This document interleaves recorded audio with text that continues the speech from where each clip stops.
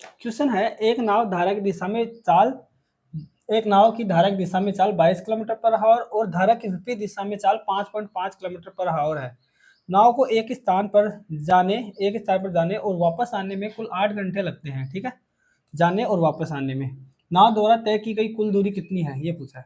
देखो, अपन नाव की चाल मान लेते हैं x किलोमीटर पर आवर। ठीक है, नाव की चाल तो मान लेते हैं x किलोमीटर पर आवर। ठीक है, और धारा की चाल मान लेते हैं y किलोमीटर पर आवर। ठीक है, तो ये क्या बोल रहा है कि नाव की दिशा में चाल क्या होगी, डाउनवर्ड स्पीड, यानी धारा की दिशा में चाल क्या होगी, x प्लस वाई दोनों का योग बराबर कितना दे रखा है, 22 kilometre per hour. 22 kilometre per hour ये दे रखा है। ठीक है, और धारा की विपरीत दिशा में चाल कितनी दे रखी है, धारा की विपरीत दिशा में यानी कि अपवर्ड की तरफ स्पीड कितनी दे रखी है, क्या होगी, x माइनस वाई, नाव माइनस धारा की चाल, धारा की विपरीत चल रही है तो ये धारा की चाल इसमें से नाव वाली चाल में से माइनस होगी, यानी कि x minus Y, upward speed बराबर x माइनस वाई बराबर कितनी है, 5.5 किलोमीटर पर आवर। ठीक है, ठीक है, माइनस ही होगी क्योंकि वो धारा के विपरीत चल रही है तो धारा की वजह से इसकी स्पीड कम हो जाएगी, कम करने के लिए x माइनस वाई कर दिया। ठीक है, ये दे रखा है अपने को।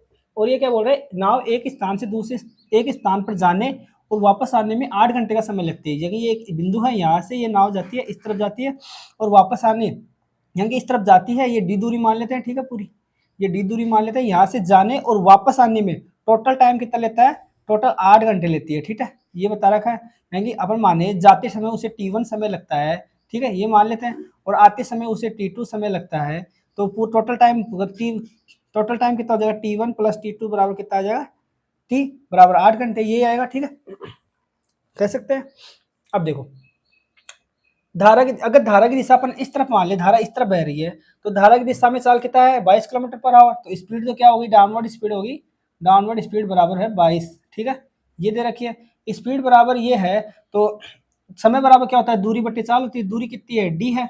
ठीक है, चाल कितनी है 22, ये समय हो जाएगा T1 की वैल्यू, यहाँ से T2 की वैल्यू क्या हो जाएगी, देखो समय बराबर दूरी बटे चाल, दूरी तो डी है और इस तरफ आएगी, अभी पहले तो नाव इस धारा की दिशा में जा रही है, ये तो इस तरफ की होगी। ठीक है, अब नाव इस तरफ आएगी तो धारा की विपरीत दिशा में चलेगी। ठीक है, धारा की विपरीत दिशा में चलेगी, तो स्पीड क्या है, 5.5, यानी कि समय बराबर दूरी बटे चाल, यानी दूरी कितने चाल 5.5 आ गए। ठीक है, तो यहाँ से पहले इसके अंदर मान रख सकते हैं, T1 की वैल्यू कितनी आई अपने पास, डी बटा 22 प्लस T2 की वैल्यू कितनी है, डी बटा 5.5। ठीक है, बराबर 8 घंटे के बराबर है। ठीक है, ये होगा।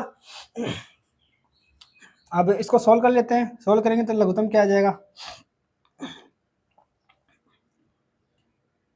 110 ले लेते हैं। ठीक है, लघुत्तम आ जाएगा 110, 22 पंजे 110, यानी कि 5 डी आ जाएगा, प्लस और 5 55 दो बार चला जाएगा, यानी कि 20 डी आ जाएगा। ठीक है, पॉइंट लगेगा तो 55 का भाग देंगे तो 2 बार चला जाएगा, और ये पॉइंट उठाएंगे तो 20 आ जाएगा। ठीक है, बराबर 8 के बराबर है। यहाँ से अपन डी की वैल्यू निकाल सकते हैं, डी की वैल्यू कितनी आ जाएगी, डी की वैल्यू आ जाएगी 25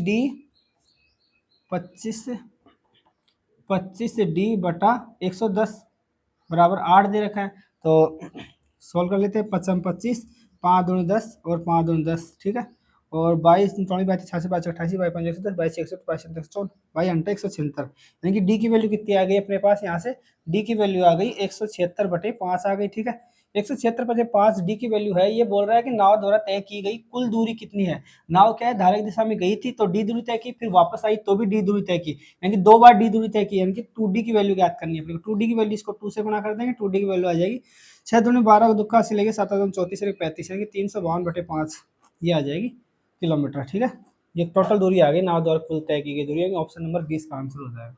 ठीक है।